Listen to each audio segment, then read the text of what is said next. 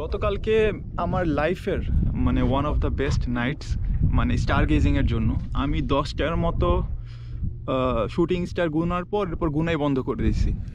এটা হলো ওয়েস্ট বিন, আপনারা সব কিছু এখানে ফেলেন, just leave your footprints behind, not your wastage. হ্যাঁ, একদম এই পাহাড়ের উপর থেকে এখান দিয়ে পুরো এক রোড আমার এইখানে। I don't know if you guys can see or not, খালি চোখে ঠিক এইখানে একটা ক্যারাভান আছে, তার ঠিক পাশেই আমার জোন।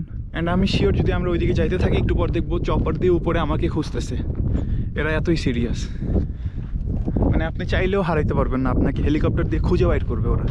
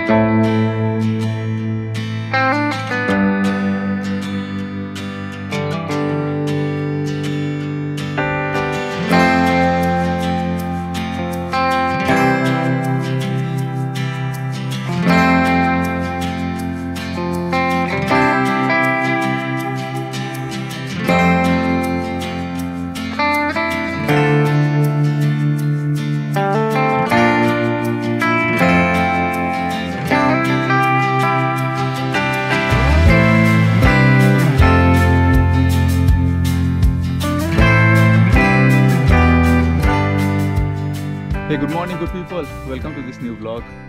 মাত্র ঘুম থেকে উঠলাম। আমি আছি এখন red canyon state park of ক্যালিফোর্নিয়াতে। আপনারা যেটা জানেন, লাস্ট ভিডিও দেখে থাকলে, না দেখে থাকলে ওইটা আগে দেখেন, আদারওয়াইজ আপনারা এই ভিডিওর কিছু বুঝবেন না মাঝখান থেকে শুরু করলে। সো যাই হোক, 10টার দিকে ঘুম থেকে উঠছি, ঘুমাইছি আমি আমার গাড়িতেই, ফ্রন্ট সিটটাকে ফেলে এখানেই ঘুমায় গেছি। আমার রাতে ঠান্ডা ছিল অনেক, সো আমার যেটা করা লাগছে, আমার যে মোটা জ্যাকেটটা আমি নিয়ে আসছি, যেটা পরে আমি নেপালে এভারেস্ট বেস ক্যাম্পে ছিলাম, নেপাল থেকে যেটা কিনছিলাম, সো ওইটা পরে, 2টা মোজা পরে, সাথে কম্বল গায়ে দিয়ে, তারপরে আবার হিটার ছেড়ে ঘুমানো লাগছে। প্রায় ঘন্টাখানিক হিটারও চালাইছি গাড়ির, কজ রাতে অ্যাকচুয়ালি ভালো ঠান্ডা ছিল। নেগেটিভ তো ছিলই, negative I don't no like 4, 5, 6 maybe ছিল। সিরিয়াস ঠান্ডা ছিল রাতে। ক্যাম্প ফায়ার করছিলাম প্রায় 1.5 ঘন্টার মতো ক্যাম্প ফায়ার করছি কালকে। ক্যাম্প ফায়ার ওইখানেও মজা হয়েছে, তখন আবার গরম লাগছে ক্যাম্প আগুনের পাশে বসে থাকতে। বাট যখন ক্যাম্প ফায়ার শেষ তখন আমি টেম্পারেচারে টের পাইছি, তখন গাড়িতে ঢুকে আবার হিটার চালাই দিছি। ও রাতে ডিনারটা ওয়াজ রিয়েলি গুড। আপনারা দেখছেন, আমি আপনার লাস্ট ভিডিওতে আপনাদের দেখাইছি আমি ডিনার কী করতেছি। So it was really good, specially ওই ওয়েদারে, তো ভালো লাগছে। কালকে আমি এখানে দেখছেন এখনও মনে হয় আকাশটা ফুল ক্লিয়ার। হ্যাঁ, আজকেও হোপফুলি, বিকজ ওয়েদার ফোরকাস্টে বলছিল যে এই উইকে, এই 2 দিনই হলো যে ওয়েদার খুব ক্লিয়ার থাকবে।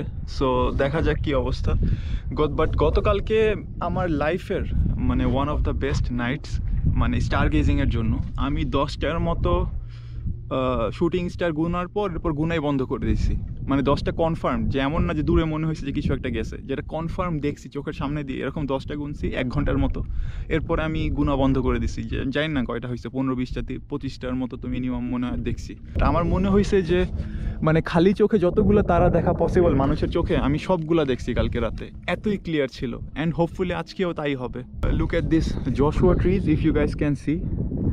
এগুলো আপনারা জাস্ট ক্যালিফোর্নিয়া অ্যান্ড টেক্সাসের আপনার মরুভূমিতে দেখতে পারবেন, বাইরের এরকম নাই। মানে ডিফারেন্ট মরুভূমিতে ডিফারেন্ট কাইন্ড অফ ট্রিজ, যেরকম ডিফারেন্ট জঙ্গলে ডিফারেন্ট কাইন্ড অফ ট্রিজ, ওই রকম।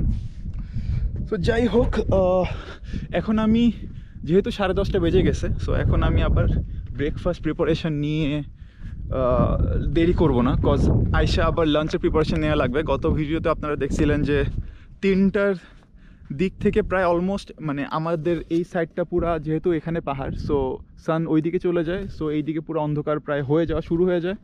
4টার ভিতর থেকে পুরো এখানে যত দূর দেখতেছেন এগুলো সব অলমোস্ট অন্ধকার হয়ে গেছিলো কালকে। অনেকগুলো কাঠবিড়ালি আছে, আপনারা অনেক পাখির আওয়াজও মেবি শুনতেছেন, আমি কথা না বললে আপনারা শুনবেন। সো যাই হোক, এই কাঠবিড়ালি বেটায় সকালে এসে আমার এখানে আমার ওয়েস্টের যে ব্যাগটা ছিল ছিঁড়ে মিড়ে পুরো এখানে চারিদিকে ফেলে দিছে। কালকের কিছু ভাতও ছিল ওয়েস্টেজে, এগুলো সব ওরা এখানে ফেলছে। পরে আমার অনেক কিছু ক্লিন করা লাগছে। অ্যান্ড ওয়েস্ট ব্যাগটা ওইখানে ওয়েস্ট বিন আছে, একটা নীল রঙের কিছু দেখতে পারতেছেন আপনারা, সো ওইখানে ফেলে দিছি। সো কালকে রাতে আবার ছিল ইঁদুরের উৎপাত। আমি জানতাম না যে এখানে আবার বন্য ইঁদুর, যেটা মরুভূমিতে থাকে, ডেজার্ট র্যাটস, এরাও আছে। সো ওরা দেখলাম যে কালকে রাতে আবার উৎপাত দিতেছিল। আমি ভাবতেছিলাম কালকে রাতে ওরা ছিঁড়ে ফেলে, বাট ওরা ভালো ছিল, ওরা ওইখানে হাত দেয় না, হাত দিছে কাঠবিড়ালি। আর কালকে রাতে অনেকগুলো শিয়ালের আওয়াজ শুনছি। সো বাট দূরে, এমন না যে একদম পাশে। যেহেতু এটা হলো অনেকটা campsite, so normally wildlife যেমন বিয়ার্স, এখানে নাকি বিয়ারও আছে প্রায় 4-5 কিলো দূরে গেলে এখানে একটা রিভার বেড আছে, ওইখানে নাকি রেগুলার বিয়ার্সরা এসে আপনার ফিশ হান্ট করে। সো জানি না কালকে যাওয়ার সময় ওই দিক থেকে ঘুরে যেতে পারবো নাকি, আমি রেঞ্জারদের সাথে কথা বলে দেখবো কী অবস্থা। সো এটাই হলো কথা। বাট এমনিতে মোটামুটি এই জায়গাটা পুরাই সেফ, মানে ওয়াইল্ড লাইফ থেকে সেফ, মানুষ থেকে তো সেফ আছে, বিকজ এখানে একটু পর পর আপনারা দেখছেন যে রেঞ্জাররা রাউন্ড মারতেছে। ক্যাম্প জোনটা অ্যাকচুয়ালি অনেক সেফ, এখানে কোনো মানে ব্যাড এক্সপিরিয়েন্স কারো নাই যে লাইফ থ্রেটনিং এক্সপিরিয়েন্স বা কিছু ডেঞ্জারাস হয়েছে, এই সাইডে নাই। সেকোয়াতে আছে যেখানে বিয়ার অ্যাটাক্স হয়েছিল আগে, বাট খুব রেয়ার ওইগুলো। সো ফার যেহেতু রাতে আমি মোটামুটি ভালোই হাঁটছি, কোনো র্যাটেল স্নেক বা এগুলোর কোনো সমস্যা মনে হয় নাই। আমার হেডল্যাম্প ছিল, আমি যদিও নিচে দেখে দেখেই হাঁটতেছিলাম, বাট আমি একটু রাতেও মোটামুটি এই চিপায় গেছি, ওই চিপায় গেছি, কোনো সমস্যা হয় না। যাই হোক, আর আজকে তো এখন এই ভিডিওতে ফুল এক্সপ্লোরেশনই হবে। সো এক্সপ্লোরেশন শুরু করা যাক। So this is my breakfast, KitKats, আরও কয়েকটা আছে পকেটে। সো এনার্জি দিবে। আমি যেটা বললাম যে আমি এখন রান্নাবান্না করে সময় ওয়েস্ট করতে চাইতেছি না, যেহেতু সময় আছে 3 থেকে 4 ঘন্টার মতো। এটা হলো ওয়েস্ট বিন, আপনারা সব কিছু এখানে ফেলেন। Just leave your footprints behind, not your wastage. এখানে আপনার টয়লেটসও আছে, বেশ কয়েকটা টয়লেটস আছে ওইখানে আছে, পিছনে কয়েকটা দেখলাম। সো যেহেতু বললাম যে এই ক্যাম্প গ্রাউন্ডসগুলো নর্মালি ওয়েল মেনটেইনড, এখানে কোনো প্যারা নাই যে আপনাকে বান্দরবনের মতো, বা ধরেন যে আমি কোনো জঙ্গলে গিয়ে ক্যাম্পিং করলে যেটা হবে ওই টাইপের কিছু না। এখানে সব কিছু ওয়েল মেনটেইনড, আপনি সেফও আছেন, সাথে এনজয় করতেছেন। লাকিলি আমি একদম খালিও পাইছি। দেখেন আমার পাশেই একটা ক্যারাভানে থাকতেছে, মেবিও 13 নম্বরে আছে, বাট এখানে আর কোনোটা কাউকে দেখতেছি না। ওই দূরে আরেকটা দেখতেছি। সো যেটা করা যাক, এখন আমি যেহেতু ফার্স্ট 12-13 নম্বরটা 13টা দেখে ফেলছি, 13টার ভিতরে আমার মতে আমার ক্যাম্প গ্রাউন্ডটা was the best, the camp zone আমার যেটা ছিল নম্বর 12। এখন দেখি যে বাকি টোটাল যে 50টা আছে, সো আর কয়টা আছে, 32টা। এই 32টাও এখন হেঁটে হেঁটে ফার্স্টে দেখবো। দেখার পর আই উইল জাজ যে আমারটাই থাকা ঠিক হয়েছে নাকি আরও কোনো বেটার অপশান ছিল। এইদিকের যেটা দেখে এখন আমি বুঝতেছি যে দেখেন আমাদের এখানের মাউন্টেন্সগুলো একটু ছোট, আর এদিকে বড় হওয়া শুরু হয়, একদম দেখেন গুহার মতো হওয়া শুরু হয়ে গেছে, বড় বড়। সো এইদিকে থাকলে এই ব্যাকগ্রাউন্ডটা আরও পাইতেন। বাট লোকেশন ওয়াইজ আর সিচুয়েশন ওয়াইজ আমারটা বেস্ট ছিল না, বিকজ কালকে রাতে ক্যাম্প ফায়ারও করছি। দেখেন এগুলা প্রায় খোলা অ্যান্ড রাস্তার পাশে, এখান থেকে গাড়ি যাবে, ধুলাবালি আসবে, এখানে ক্যাম্প ফায়ার করবে কোথায়, গাড়ি রাখবে এখানে একদম রাস্তার পাশে ম্যাক্সিমামগুলো। এই দেখেন এটা রাখছে একদম রাস্তার পাশে, এটার পরে কিন্তু আরেকটা আছে, এখানে একটা বেঞ্চ দেখতেছেন, এটা কিন্তু আরেকটা ক্যাম্প জোন। সো এগুলো একদম ছোট ছোট রাস্তার পাশে। আমারটা যেটা হয়েছে একদম ভিতরে, তার ইউ শেফটের, মানে জাস্ট সামনের দেয়ালটা নাই আর উপরে ছাদ নাই, নাহলে ওইটা একদম পার্সোনাল একটা রুম হয়ে যেত, মানে এরকম একদম ভিতরে। গাড়িগুলো গেলেও দেখছেন কত দূর থেকে মনে হয় গাড়ি যাইতেছে।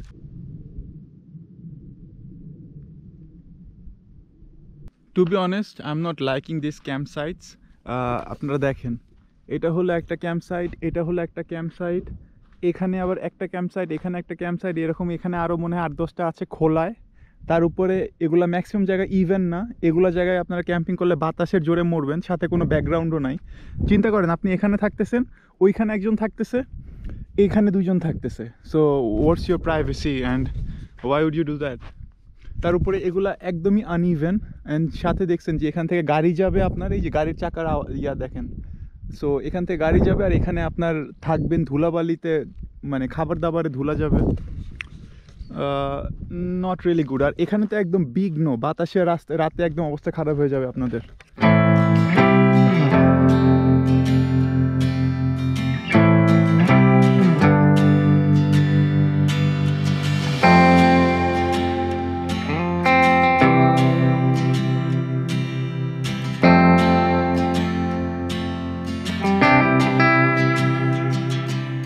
তো এটা হলো ক্যাম্প 30, সি বেটার। ওই ওইখানে campfire and you have this background 30, এটা হলো 31, আই থিঙ্ক ওইটা 32 বা 33। ওখানে যে তাবু দেখতেছেন এই জিনারা থাকতেছে, এই লোকটা মাত্র গেল সাইক্লিং করতেছে। সো 12র পরে আই থিঙ্ক লাইক আমি যদি কালকে 12 না পাইতাম, আমি এখান থেকে কোনো একটা চুজ করতাম, এটা বা এইটা হওয়ার চান্স সবচেয়ে বেশি ছিল আমার জন্য, বিকজ এটা একদম ভিতরে আর একটু মনে হয় প্রাইভেসি আছে এগুলো থেকে। So and you have this view.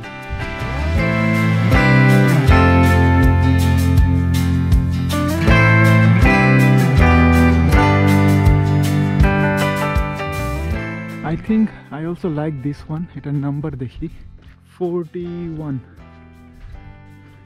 See, আপনারা এখানে গাড়ি পার্ক করে you have a bit of privacy and you have this background. Problem একটাই, এই জায়গাটা খুব আনইভেন। যদি আপনারা এখানে ক্যাম্পিং করতে চান বা এখানে যদি গাড়ি রেখে গাড়িতে ঘুমাইতে চান, এই জায়গাটাও আনইভেন, লাইক এরকম স্লোপের মতো, বাট ব্যাকগ্রাউন্ডটাও জোস অনেক। This is beautiful as well. এই যে এখানে একজন ওপেনে ক্যাম্পিং করতেছে, বাট সি তার একটা বিশাল টেন্ট আছে, তার গাড়ি আছে, মানে ও আসছিলই এখানে থাকার জন্য। So if you have that mentality it's totally fine. Desert view nature trail, এই ট্রেলটা এদিক দিয়ে গেছে। আই এম নট শিওর এটা ঘুরে ওইখানে পিকে গেছে নাকি, বিকজ ওইখানের কয়েকজনকে আমি দেখতে পাইতেছি, 2-3 জন ওইখানে বসে আছে। So I want to have a 360 view from the top. Let's find out. এখান থেকে না হলে ওইদিকে চলে যাব।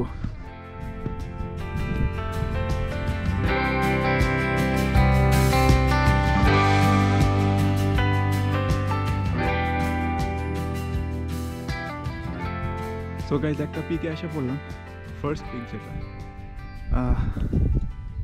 এইখান থেকে ট্রেল শুরু করছি, এখান থেকে অল দ্য ওয়ে আস্তে আস্তে এই রাস্তা ধরে নাও আম হিয়ার। এইখান থেকে এখানে পুরো রাস্তাগুলো গেছে, সি একদম এই পাহাড়ের উপর থেকে এখান দিয়ে পুরো এক রোড। আমার এইখানে I don't know if you guys can see or not, খালি চোখে ঠিক এখানে একটা ক্যারাভান আছে, তার ঠিক পাশেই আমার জোন। এখানে একটা ভালো পিক আছে, এই যে এখানে একটা কাপল মাত্র নামতেছে, ওনারা গেছিল। এখান থেকে মনে হয় ভিউটা আরও ভালো পাওয়া যাবে। ডেথ ভ্যালি শুড বি এখান থেকে প্রায় 15-20 মাইল দূরে এদিকে, এখান থেকে ঘুরে হাইওয়ে ধরে, বেশি দূরে না। ডেথ ভ্যালির একদম পাশেই আছে এখানে। ডেথ ভ্যালির পরে ভেগাস, ডেথ ভ্যালির ওই পাশে সেকোয়া, কিংস ক্যানিয়ন, একটা একটা করে সব ধরবো। অ্যান্ড ইন্টারেস্টিংলি এইখানের এই রক ফরমেশনসগুলা আমাকে পুরা টার্কির ক্যাপাদোকিয়ার কথা মনে করাইতেছে। যেটা সামনে সিরিজ আসবে টার্কি, তখন আপনারা দেখতে পারবেন। অলরেডি 12টা বাজে, 3টার ভিতরে যেহেতু সানসেট হয়ে যাবে পাহাড়ের পিছনে, সে এটা এখানে তো। সো সূর্য যখন ওই দিকে চলে যাবে এই সাইডটা অন্ধকার হয়ে যায়, আর আমরা এই সাইডে আসি, সো অন্ধকার আরও আগে হয়। সো টাইম খুব কম হিসাবে, জাস্ট 3 ঘন্টা ডে লাইট আছে, আর এর ভিতরে 1 ঘন্টা ধরলাম আমার খাবার ফুড প্রিপারেশনে চলে যাবে। সো আর 2 ঘন্টা আমার কাছে আছে, যেটার ভিতরে আমাকে ব্যাকও করা লাগবে। দিন অনেক ছোটো, যদি 7টার দিকে সন্ধ্যা হইতো সামারের মতো, তাহলে আরও 6-7 ঘন্টা থাকতো আমার কাছে। অ্যান্ড মজার ব্যাপার, এখানে আমার নিচের তাঁবুতে অনেক দূরে মানুষজন যে কী কথা বলতেছে আমার কানে আসতেছে। ওইখানে যে পিকে আমি যাবো বললাম, ওইখানের যে কাপলটা যাই কথা বলতেছে ওইটা আমার কানে আসতেছে। সো আমারটা তাদের কানে যাচ্ছে আমি শিওর, বাট বললাম যে ইটস ভেরি ইন্টারেস্টিং। ওনারা আমার থেকে না হলেও 3-4 মাইল দূরে, আর নিচেও সেম 2-3 মাইল দূরে ওনারা। অ্যান্ড ডিস্টেন্সও সেম না যে বাতাসের জোরে আসবে, আমরা উপর নিচে আছি অনেক, বাট ক্লিয়ার কথা শুনতেছি, এমন না যে উইসপার শুনতেছি, ক্লিয়ার কথা। আমি তো বাংলায় বলতেছি, ব্যাটারা কিছু বুঝবে না, সো সমস্যা নাই। সো এখন ক্যাম্প জোনের উপর দিয়ে হাঁটতেছি, এতক্ষণ নিচ দিয়ে হাঁটে আপনারা দেখাইছি। এখন সি এই পাশেও সেম টাইপেরই রক ফরমেশনসগুলো আছে, বাট এখানে কোনো ক্যাম্প জোন নাই, কিছু নাই। ইভেন এখানে সিচুয়েশনটাও ভালো লাগতেছে না, মানে এখানে হাঁটাটাও রিস্কি হবে নিচ থেকে, যেটা আর কি অনেক গর্ত মর্ত আছে, এই জন্যই মনে হয় ওই সাইডে ওরা কিছু রাখে না। অ্যান্ড আমি শিওর যদি আমরা ওইদিকে যাইতে থাকি, একটু পর দেখবো চপার দিয়ে উপরে আমাকে খুঁজতেছে। এরা এতই সিরিয়াস, মানে আপনি চাইলেও হারাইতে পারবেন না, আপনাকে হেলিকপ্টার দিয়ে খুঁজে বাইর করবে ওরা।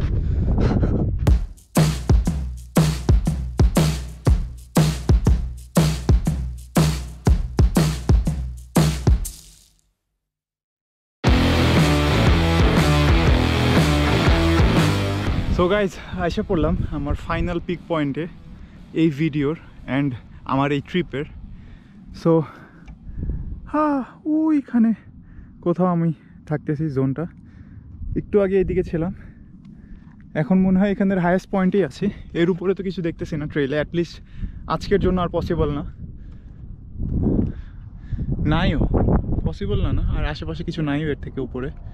সো এটা হলো মেইন রোড, বেশি দূরে না। এলএ হলো ঠিক ওই দিকে অ্যান্ড ডেথ ভ্যালি হলো ঠিক এই দিকে, এই 15-20 মাইল দূরে, একদমই কাছে আমরা ডেথ ভ্যালির।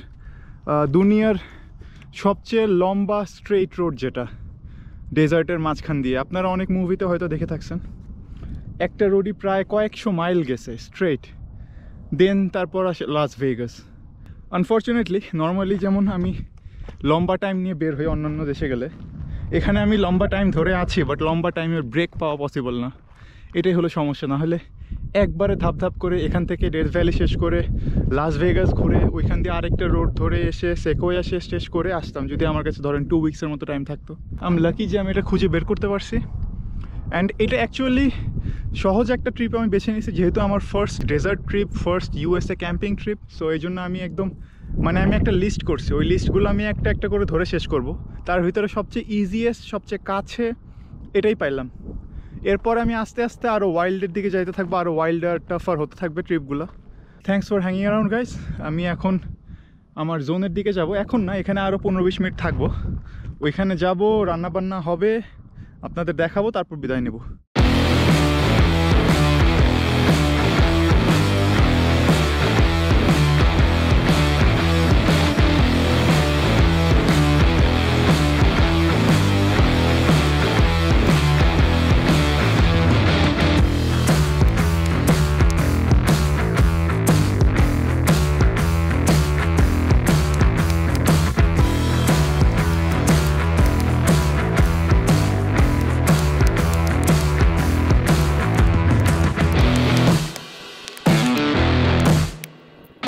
সো গাইজ এখন আমি রেডি, ফায়ারউড চপ করে ফেলছি, গাইজ ক্যান সি সূর্য আসতেছে এদিক থেকে, সো ছায়া পড়তেছে না।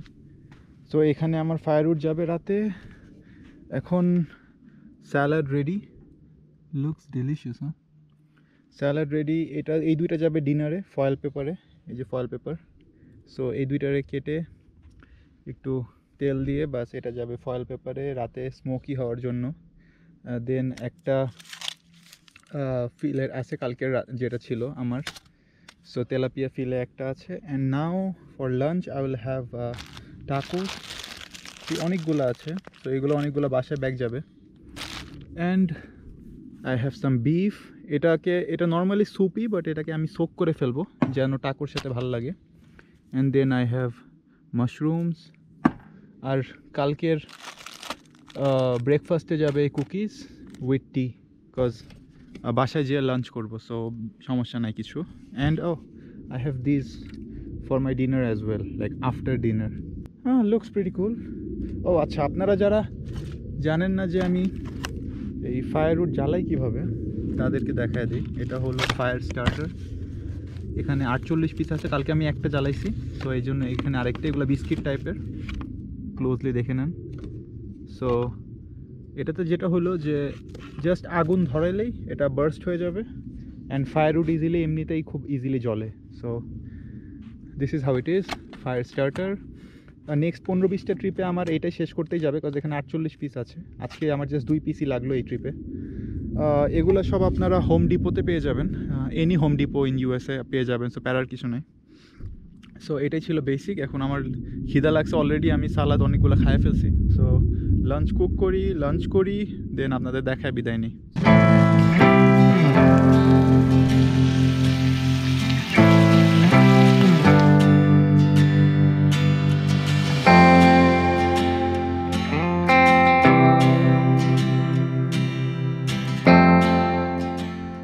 সো গাইজ অলরেডি ছায়া পড়ে গেছে এখানে, সি আমার গাড়ি অলমোস্ট ধরে ফেলছে, সূর্য পাহাড়ের ওই পারে চলে গেছে, অ্যান্ড ঠান্ডা লাগা শুরু হয়ে গেছে, যেন জ্যাকেট নিয়ে আসছি।